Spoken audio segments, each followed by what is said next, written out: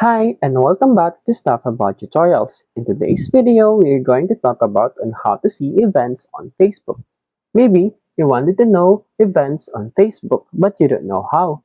So in today's video, I am going to teach you on how you can see events on Facebook. Check the video description and I will try to leave the written instructions. So without further ado, let's get into the video. First you need to do is to open your Facebook application. Once you open your Facebook application, you'll be directed into this Facebook homepage. And then in here, tap on this profile icon at the upper right corner of your screen. In here, you can see the All Shortcuts.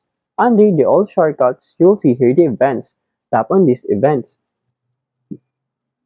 We have here the category events for you, local, this week, friends, groups, online, following, and art.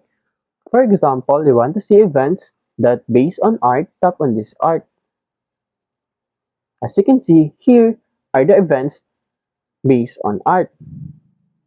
There you go. If you wanted to know on how you can see events on Facebook, that is the easiest way I know how. If you know another way on how you can see events on Facebook, leave a comment below. Also, be sure to subscribe for more videos.